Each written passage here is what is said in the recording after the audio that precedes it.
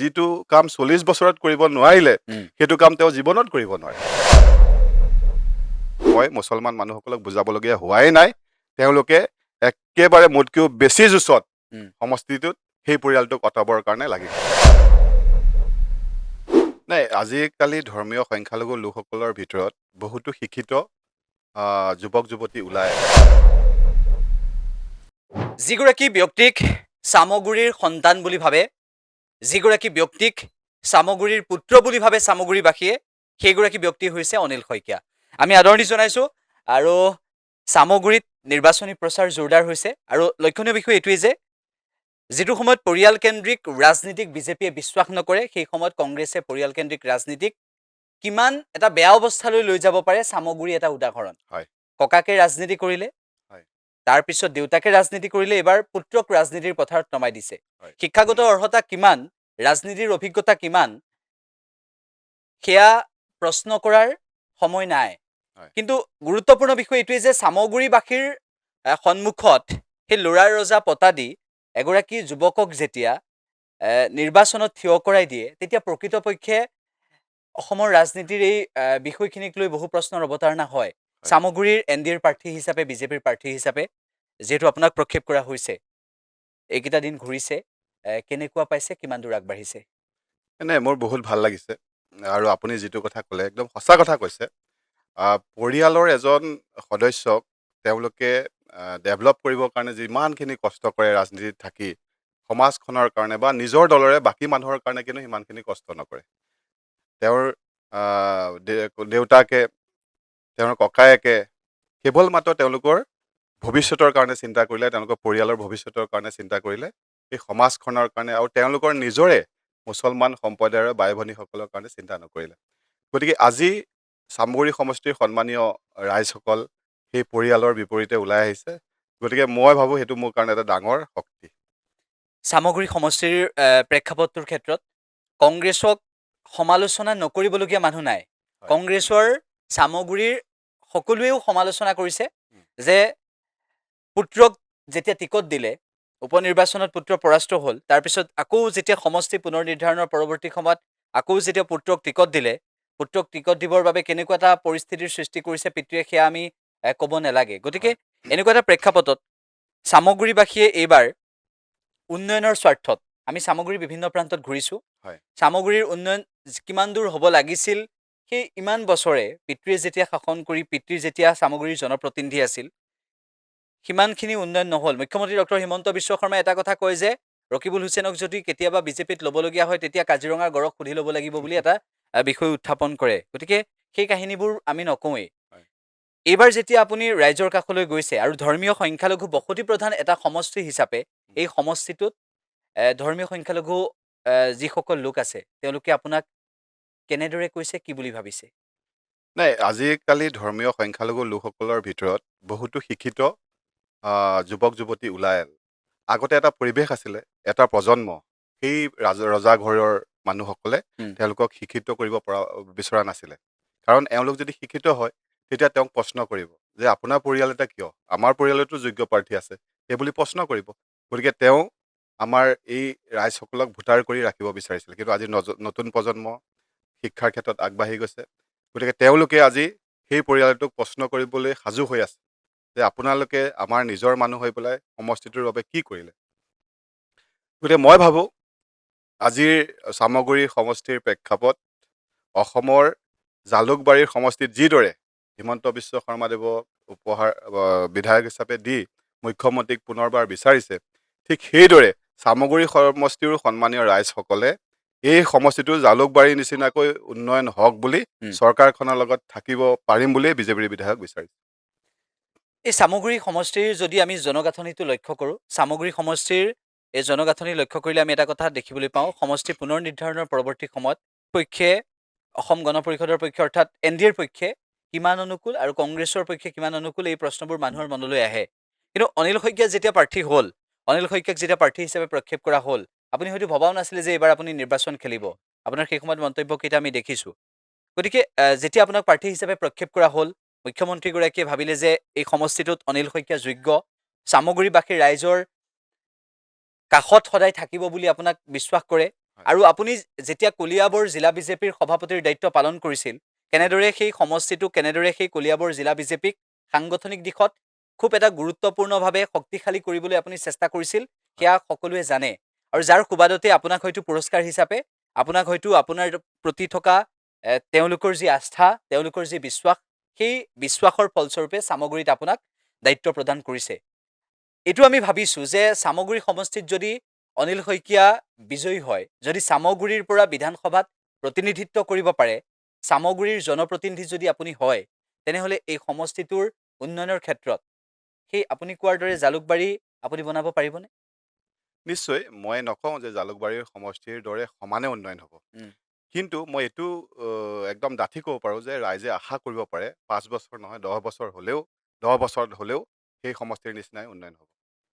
আমি দুটামান মন্তব্য শুনিছোঁ। মই বিজেপিৰ বহুকেইগৰাকী নেতাৰ কাষলৈ গৈছোঁ, যিসকলে নিৰ্বাচনত প্ৰতিদ্বন্দ্বিতা কৰিছে। ভূপেন কুমাৰ বৰাদেৱৰ কাষলৈও গৈছিলোঁ। ভূপেন বৰাই এটা কথা কৈছিল যে বিভিন্নজনৰ মন্তব্য আমি লৈছিলোঁ আৰু একাংশক তেওঁলোকৰ বক্তব্য শুনিছোঁ যে কংগ্ৰেছে এই মুছলমানসকলক, ইছলাম ধৰ্মাৱলম্বী লোকসকলক, বিশেষভাৱে সেইসকল ইছলাম ধৰ্মাৱলম্বী লোকৰ কথা কৈছোঁ, যিসকলক সুযোগ পায় কথা ক'বলৈ, যিসকলক সুবিধা পায় ৰাজনীতিৰ জৰিয়তে ঠগিবলৈ, তেওঁলোকক এনেকুৱা ধৰণেৰে বুজায় যে বিজেপিয়ে মুছলমানক বেয়া পায়, হয়। ধৰ্মীয় সংখ্যালঘুক বিজেপিয়ে বেয়া পায়, হয়। ধৰ্মীয় সংখ্যালঘুক মুখ্যমন্ত্ৰীগৰাকীয়ে বেয়া পায়, হয়। এনেকুৱা এটা ভাৱ দিবলৈ চেষ্টা কৰে। মুখ্যমন্ত্ৰী ডক্টৰ হিমন্ত বিশ্ব শৰ্মাই ধৰ্মীয় সংখ্যালঘু অঞ্চলৰো উন্নয়ন কৰিছে। মুখ্যমন্ত্ৰী ডক্টৰ হিমন্ত বিশ্ব শৰ্মাই হিন্দু অধ্যুষিত অঞ্চলৰো উন্নয়ন কৰিছে। হয়। কিন্তু কংগ্ৰেছে এইটো বুজাবলৈ চেষ্টা কৰে যে ধৰ্মীয় সংখ্যালঘু অঞ্চলত বিজেপিয়ে একো নকৰে। আপুনি ৰাইজক কেনেদৰে সচেতনতা আনিছে?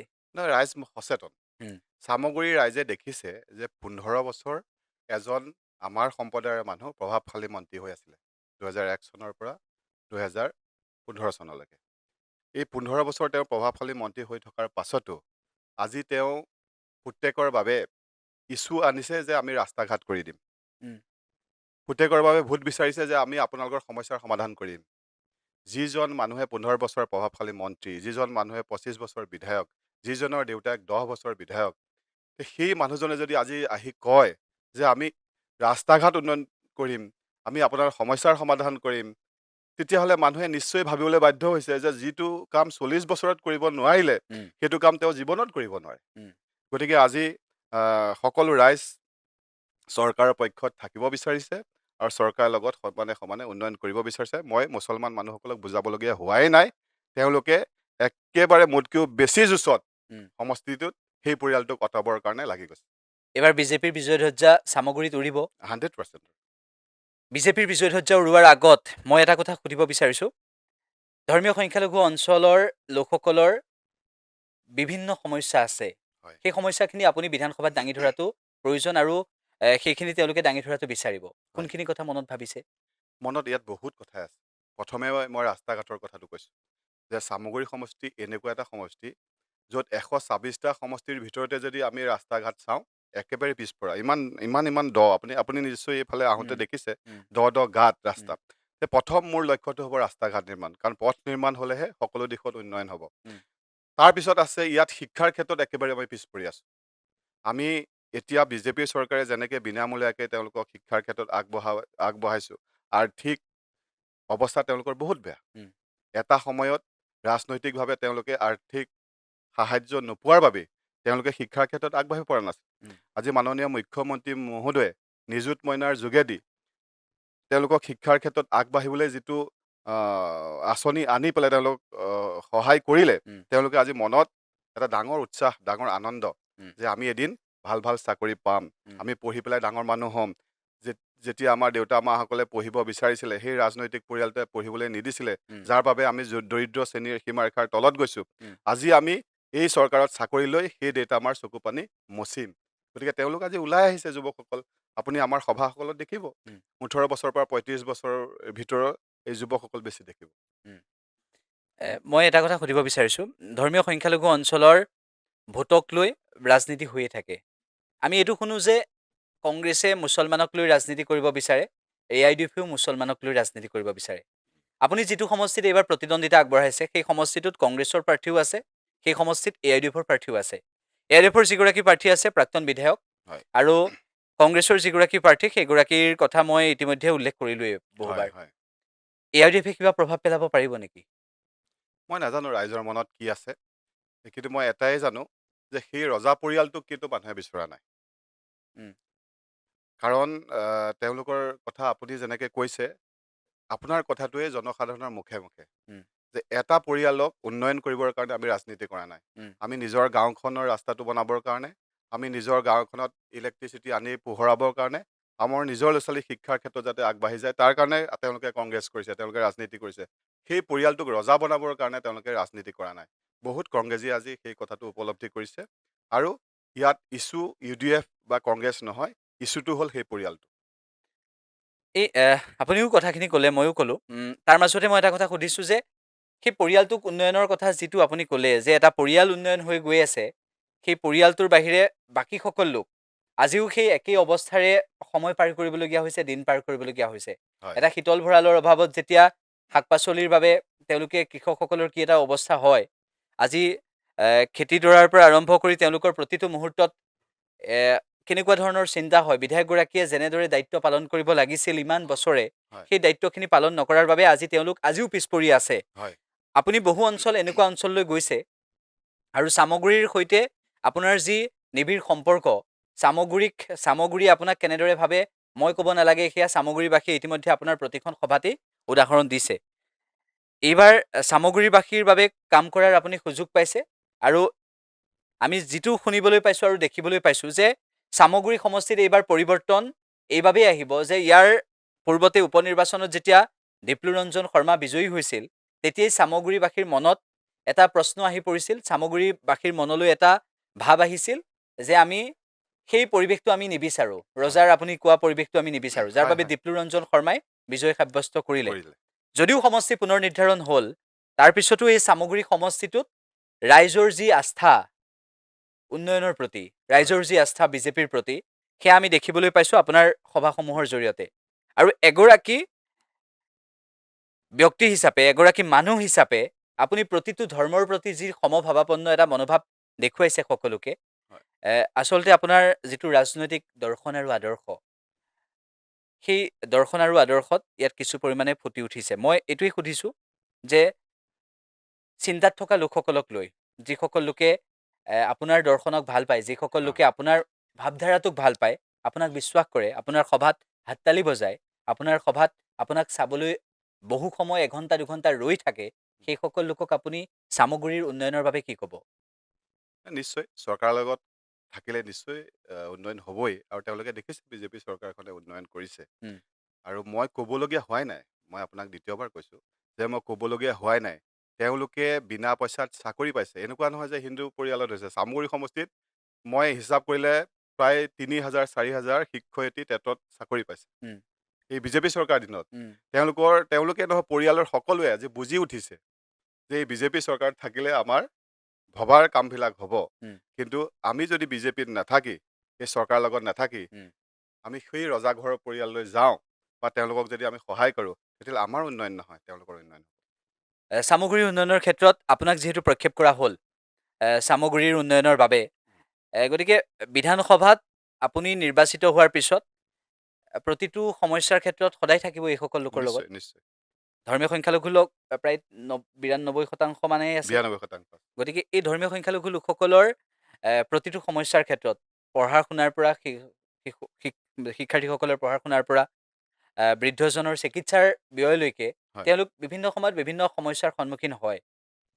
যদি কেতিয়াবা নিশা 2 বজাত অনিল শইকীয়াদেৱক নিৰ্বাচিত হোৱাৰ পিছত বিধায়ক হিচাপে বিধানসভালৈ যোৱাৰ পিছত কোনোবাই ফোন কৰে যে আমাৰ এটা বিপদ হৈছে, আপুনি আগবাঢ়ি আহিবনে নাই? নিশ্চয়। মই গাঁৱত ডাঙৰ হোৱা অনিল শইকীয়াই সমাজ সেৱা আজি 26 বছৰ কৰি আছে। উম, গাঁৱৰ মানুহৰ লগত থাকি কৰি আছে। উম, মোৰ গাঁওখন যদি আপোনালোকে চাইগৈ, উম, অসমৰ ভিতৰতে উম, একেবাৰে পিছপৰা গাঁও আছিলে। উম, কিন্তু 2016 চনত বিজেপি চৰকাৰ অহাৰ পাছত উম, অসমৰ ভিতৰত যদি টপ 10 উম, গাঁও ধৰে, তেতিয়াহ'লে আমাৰ কহালি গাঁওখন আপোনালোকে টিভিত দেখিব উম, বা ছ'চিয়েল মিডিয়াত দেখিব। টপ 10ৰ ভিতৰত আমাৰ গাঁওখন আমি আনিছোঁ। উম, আমি কাম কৰিম। উম, আমি যিখন সমাজত আছোঁ, যিটো সমষ্টিত আমি আছোঁ, সেই সমষ্টিৰ বাবে আমি কাম কৰিব লাগিব। আৰু মই ভাবোঁ যে পিতৃ মাতৃয়ে মোক যিদৰে এজন সন্তান হিচাপে জন্ম দিছে, উম, ভোটাৰসকলে যদি মোক বিধায়ক হিচাপে জন্ম দিয়ে, উম, গতিকে মোৰ পিতৃ মাতৃৰ কাৰণে মোৰ যিমানখিনি দায়িত্ব আৰু কৰ্তব্য, সেই ভোটাৰসকলৰ কাৰণেও সিমানখিনি দায়িত্ব আৰু কৰ্তব্য থাকিব। আ, এই কংগ্ৰেছে যে ভয় খুৱায় হয়। মুছলমানক অঁ, সভাবোৰত, হয় হয়। যে আপোনালোকক খেদি দিব, এনেকুৱা ধৰণৰ কথা যে কয়, আপুনি কি ক'ব? নিশ্চয় তেওঁলোকে দেখিছে যে বিজেপিৰ চৰকাৰ অহাৰ পিছতহে তেওঁলোক সুৰক্ষিত হৈছে। উম, আজি যে ক'ৰবাত উচ্ছেদ হৈছে, উম, ক'ৰবাত যে আমাৰ মানুহসকল খেদা খাইছে, সেই মানুহ যে খেদা খাইছিল, সেই যে অৱস্থা, সেই যে পৰিৱেশ কোনে আনিলে? কংগ্ৰেছে আনিলে। উম, কংগ্ৰেছৰ সেই পৰিয়ালটো যিটো পৰিয়ালে আজি নিজৰ ব্যক্তিগত চিন্তা কৰি সেই তেওঁলোকক উম, সেই চৰকাৰী মাটিত বসস্থান কৰিবৰ কাৰণে ঠেলি দিলে। উম, এটুকুৰা মাটিও তেওঁলোকক নিদিলে। উম, গতিকে আজি এওঁলোকে বুজি উঠিছে উম। যে আমি যদি নিৰাপত্তা পাব লাগে, বিজেপি চৰকাৰৰ পৰাহে আমি নিৰাপত্তা পাম। আমি কংগ্ৰেছৰ পৰা বহুতখিনি হাৰাশাস্তি ভুগিলোঁ। উম। গতিকে এইবাৰ আৰু নহ'ব, এইবাৰ চৰকাৰৰ লগত। এই আপুনি ক'লেই যে এইকেইটা কথা, তেওঁলোকে ক'লে যে উম, উচ্ছেদক লৈ আপুনি এটা প্ৰসংগ আনিলে। এই উচ্ছেদ প্ৰসংগটোত বিভিন্নজনে এটা কথা ভাবে যে আমাক উচ্ছেদ কৰি দিয়া হৈছে, আমি বিজেপিক ভোট নিদিম, এনেকুৱা ধৰণৰ এটা ভাৱ বহুতৰে মনলৈ আনিবলৈ চেষ্টা কৰা হয়। উচ্ছেদৰ সমান্তৰালভাৱে পুনৰ সংস্থাপনৰ বিষয়টো আহি পৰে। হয়। গতিকে উচ্ছেদৰ পিছত পুনৰ সংস্থাপনো চৰকাৰেই দিছে। এই ক্ষেত্ৰত কি ক'ব? 100%। উম, আমাৰ চৰকাৰে সংস্থাপন দিছে, ম্যাদী পট্টা দিছে। ইয়াত হিন্দু মুছলিম চাই দিয়া নাই। উম, প্ৰকৃত ভাৰতীয় কেইজনক দিছে উম, আৰু দিবও। উম, কিন্তু এই যে অৱস্থাটো আহিল, আজি যে কান্দি কান্দি মানুহসকল উচ্ছেদৰ পৰা যাবলগীয়া হৈছে, এই পৰিৱেশটো আনিলেই সেই কংগ্ৰেছে।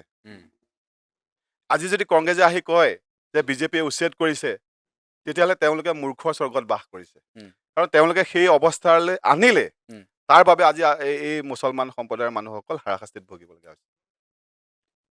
কংগ্ৰেছে যে ইমান দিনে ভোটক যিটো ভোট কেন্দ্ৰ হিচাপে, ভোট বেংক হিচাপে সেই বাছি লোৱাৰ এটা পদ্ধতি ল'লে, তাৰ বিপৰীতে আপোনালোকে উন্নয়নৰ ৰাজনীতি কৰিছে। হয়। মই মানি লৈছোঁ। এই উন্নয়নৰ ৰাজনীতি কৰোঁতে আপোনালোকে সমষ্টিসমূহৰ উন্নয়নৰ বাবে বিশেষভাৱে গুৰুত্ব প্ৰদান কৰিছে আৰু আপুনি ক'লে যে সামগ্ৰিক সমষ্টিটোক লৈ আপোনাৰ এটা সপোন আছে। আৰু হয়। সেই সামগ্ৰিক সমষ্টিটোক কেনেকুৱা এটা ৰূপত আপুনি আগবঢ়াব বিচাৰে, আমি যদি এই আপুনি পশ্চিম খাটোৱালেই হওক বা বিভিন্ন প্ৰান্ততেই হওক, দক্ষিণ খাটোৱাল, দক্ষিণ উত্তৰ খাটোৱালেই হওক, খাটোৱাল। আহ, এই প্ৰান্তসমূহত আপুনি এদিনত হয়তো ৭-৮খন সভা কৰিছে, প্ৰায় 10ৰ পৰা 12খনৰ সভালৈও আপোনাৰ গৈছে। বিভিন্ন প্ৰান্তলৈ যাওঁতে বহু লোকে হয়তো আপোনাৰ ওচৰলৈ আহে যে কয় যে আমাৰ অঞ্চলৰ এইটো সমস্যা আছে, মোৰ হয়, পৰিয়ালৰ এইটো সমস্যা আছে। এনেদৰে কোৱা মানুহ হয়তো বহুত আছে। আছে। তাৰ ভিতৰত কোনখিনি কথা বেছিকৈ কয়? দুখ লাগিছে। আজিয়ে মই চকু পানী ওলাই গৈছে। উম, আজি ইয়াত এইটো ৰূপহী সমষ্টি, ইয়াত 10 বছৰ কংগ্ৰেছৰ বিধায়ক। উম, তাৰপিছত আগতেও কংগ্ৰেছৰ বিধায়কে আছিলে। 10 বছৰ এজন ব্যক্তি হৈ আছে। উম, এতিয়া আমি যিখন গাঁৱলৈ গৈছোঁ, ইমান পানীৰ মাজদি গৈছোঁ। উম, সেইসকলে এই মুছলমান পৰিয়ালৰ মানুহসকলক উম, যাতায়াতৰ বাবে এটা ৰাস্তা বনাই দিব নোৱাৰিলে। উম, গতিকে এনেকুৱা আপুনি এই চামগুৰি সমষ্টিৰ ভিতৰত প্ৰায় ৭৫% ৰাস্তাই পাব, য'ত পানী, বোকা, উম, তাৰ মাজেদি আমি পাৰ হ'ব লাগে। উম। কিয়? তেওঁলোকে এই নিজৰ পৰিয়ালৰ মানুহখিনিৰ কথা, নিজৰ ধৰ্মীয় মানুহখিনিৰ লগত তেওঁলোকে কথা পাতি সেই সমস্যাসমূহ সমাধান কৰিব নোৱাৰিলেহেঁতেন নেকি? মানি লৈছোঁ তেওঁলোক বিৰোধীৰ বিধায়ক। উম, এবাৰ গৈ মুখ্যমন্ত্ৰী মহোদয়ক ৰিকুৱেষ্ট কৰিব নোৱাৰিলেহেঁতেন নেকি যে আমাৰ এই ৰাস্তাটো কৰি দিয়ক, উম, আমাৰ মানুহখিনি বিপদত পৰি আছে। নাই, তেওঁলোক নাযায়। উম, তেওঁলোক যাব মুখ্যমন্ত্ৰীৰ ওচৰলৈ, পুতেকৰ কাৰণে যাব, উম। যে পুতেকক আমাক সংস্থাপন কৰিব লাগে। বোৱাৰীকৰ কাৰণে যাব যে সংস্থাপিত কৰিব লাগে। কিন্তু চামগুৰি সমষ্টিৰ সন্মানীয় ৰাইজৰ কাৰণে তেওঁলোকে নাযায়। আৰু তেওঁলোকক সদায় ব্যৱহাৰ কৰে। ব্যৱহাৰ কৰিছে। সদায় ভোট বেংক হিচাপে তেওঁলোকক লাগিব। উম। সেইকাৰণে তেওঁলোক আগবাঢ়িব নালাগে। সেইটোৱেই লক্ষ্য ৰাখি তেওঁলোকে ৰাজনীতিত আছে আৰু ভৱিষ্যতেও সেই পৰিয়ালকেইটাত তেনেকেই থাকিব। এই অনুষ্ঠানৰ জৰিয়তে মই যদি আপোনাক এইটো সোধোঁ যে চামগুৰি সমষ্টিৰ প্ৰতিগৰাকী লোকৰ কাষত আপুনি প্ৰতিটো বিপদত থাকিবনে? 100%। উম, মই এইটো নকওঁ যে মই আমুক কৰি দিম, তামুক কৰি দিম, প্ৰতিশ্ৰুতি নিদিওঁ। কিন্তু মই এইটো কথা ক'ম যে মোৰ যিমান শক্তি, সৰ্বশক্তি প্ৰয়োগ কৰি মোৰ ভোটাৰ ৰাইজৰ সমস্যাৰ সমাধান কৰিবলৈ মই চেষ্টা কৰিম। মই এইখিনিতে এটা কথা ক'ব বিচাৰিছোঁ যে যিটো সময়ত ৰকিবুল হুছেইনে এই চামগুৰি সমষ্টিত কিমান দিন তেওঁ বিধায়ক হৈ থাকিলে, লিখিব নোৱাৰা এটা পৰিস্থিতি। এই ৰকিবুল হুছেইনৰ পিছত পুত্ৰক যে সেই সমষ্টিটোত সংস্থাপন দিব লাগে, এই পৰিয়ালকেন্দ্ৰিক ৰাজনীতিৰ এই বিষয়টো সঁচাকৈ অৱসান হ'ব লাগে। সেইটো কথা কেৱল চামগুৰিবাসীৰে মন হ'ব নালাগে। চামগুৰিবাসীৰ কিমান উন্নয়ন কৰিলে তেখেতসকলে সেয়া সকলোৱে দেখিছে। গতিকে সেই পুত্ৰক সংস্থাপন দিয়া বিষয়টোক কোনো কাৰণতে কোনেও গুৰুত্ব প্ৰদান কৰিব নালাগে আৰু সেইবাবে সামগ্ৰিক সমষ্টি এইবাৰ উন্নয়নৰ পক্ষত থাকিব লাগে। মই এইটোৱে ক'ব বিচাৰিম যে ধৰ্মক লৈ ৰাজনীতি কৰা তেওঁলোকে সদায় ভোট বেংক হিচাপে বাছি লোৱা আৰু নিজৰ পুত্ৰক সংস্থাপন কৰিব বিচৰা সেই পৰিয়ালটোৰ ক্ষেত্ৰত ৰাইজে নিশ্চিতভাৱে ব্যৱস্থা ল'ব। নিশ্চিতভাৱে ৰাইজে এইবাৰ 9 এপ্ৰিলত এটা সিদ্ধান্ত গ্ৰহণ কৰিব। আৰু অনিল শইকীয়াদেৱক কিয় সামগ্ৰীৰ সন্তান বুলি কোৱা হয়, কিয় সামগ্ৰীবাসীয়ে কিয় নিজৰ ল'ৰাৰ দৰে ভাবে, সেই কথা আপোনালোকে 4 মে'ত গম পাব। যদি ফলাফল অনিল শইকীয়াৰ পক্ষে আহে, তাৰ পিছৰ পৰা গম পাব যে কিয় সামগ্ৰীৰ সন্তান বুলি কোৱা হয়। এবাৰ সুযোগ দিব লাগে আৰু সেই সুযোগটো পোৱাৰ পিছত অনিল শইকীয়াই যে কাকো উপেক্ষা নকৰে, সদায় যে ৰাইজৰ কাষত থাকিব আৰু সামগ্ৰীবাসীৰ বিপদৰ সময়ত থাকিম বুলি আজি অনুষ্ঠানৰ জৰিয়তে প্ৰতিশ্ৰুতি দিছে। আৰু কংগ্ৰেছে যে খেদি দিব বুলি ভাবুকি দিয়ে, কংগ্ৰেছে যে খেদি দিব বুলি তেওঁলোকক বাহিৰলৈ পঠিয়াই দিব, বিদেশী বুলি পঠিয়াই দিব, এনেধৰণৰ যিবোৰ ভাবুকি প্ৰদান কৰে, প্ৰকৃতপক্ষে সেইবোৰ কিমান দূৰ যুক্তিসংগত এবাৰ বিচাৰ বিবেচনা কৰাৰ প্ৰয়োজন আছে।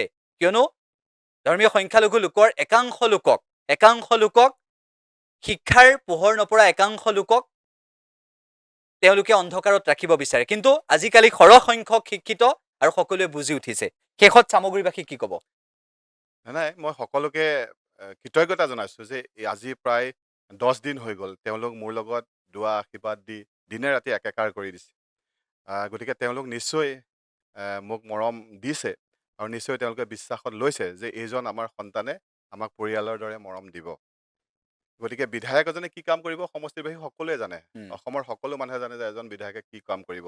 কিন্তু তেওঁলোকে বিধায়কতকৈ বেছি নিজৰ সন্তানৰ দৰে মোক পাব বিচাৰে আৰু সেইকাৰণে তেওঁলোকে দিন ৰাত এক কৰি মোৰ লগত আছে। মই আপোনালোকৰ ওচৰত কৃতজ্ঞ আৰু আপোনালোকে মনে বিচৰা কামখিনি মই যাতে কৰিব পাৰোঁ তাৰ কাৰণে আকৌ মোক দুৱা আশীৰ্বাদ দিব। গতিকে ৰাইজৰ কাষত থকা এগৰাকী ব্যক্তিক যদি পায় তেনেহ'লে সামগ্ৰীবাসী গৌৰৱান্বিত হ'ব। তানজিল হুছেইন কিমান যোগ্য সেই কথা সামগ্ৰীবাসীয়ে বা অসমবাসীয়ে ভালদৰে জানে। তেওঁৰ দেউতাকে অ', তেওঁক উপযুক্ত বুলি নাভাবে। উম, কাৰণ আজি যে আমি সমষ্টিত ঘূৰি আছোঁ, উম, মই ধৰি লওক চাকৰি এটা বিচাৰিছোঁ বা মই কিবা এটা সংস্থাপন হ'ব বিচাৰিছোঁ, মই ইণ্টাৰভিউ দিব লাগিব নে নালাগিব? উম, আজি ৰাইজে মোক জুখি চাব লাগিব নে নালাগিব যে মই 5 বছৰৰ কাৰণে যিজন মানুহক আমি পঠাম উম, আমাৰ বাবে, সেইজন মানুহ কিমান যোগ্য?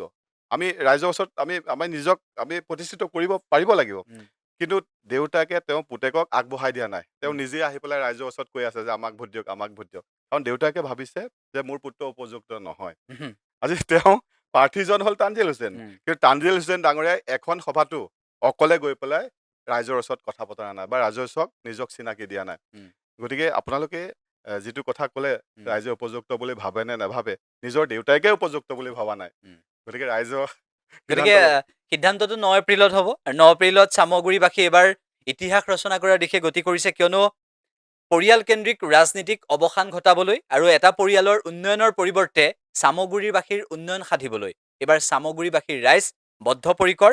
আৰু সামগ্ৰীৰ সন্তান হিচাপে অনিল শইকীয়াই কিমান কাম কৰিব সেই কথা আজিৰ অনুষ্ঠানৰ জৰিয়তে কৈছে। আপোনাক অভিনন্দন জ্ঞাপন কৰিছোঁ। ধন্যবাদ। সমষ্টিটোত ঘূৰি আছে আৰু সমষ্টিটো ৰাইজৰ স্বাৰ্থত থাকিম বুলি কৈছে। নিশ্চয়। আৰু আমিও এইটো বিচাৰোঁ যে প্ৰতিটো ধৰ্মৰ লোকে সমভাৱাপন্ন এটা মনোভাৱ লৈ আপুনি যিদৰে আগবাঢ়িছে তেনেদৰে এই সমষ্টিটোত আপুনি অনাগত দিনত সদায় আগবাঢ়ি থাকক নিশ্চয়। আৰু এই সমষ্টিটো জাকত জিলিকা কৰক, আপুনি সেইটোও আমি বিচাৰিম। হয়। ধন্যবাদ জ্ঞাপন কৰিছোঁ। নিশ্চয় ধন্যবাদ। আপোনালোক ইয়ালৈ আমাৰ সমষ্টিলৈ আহিল। গতিকে আপোনালোকলৈও ধন্যবাদ।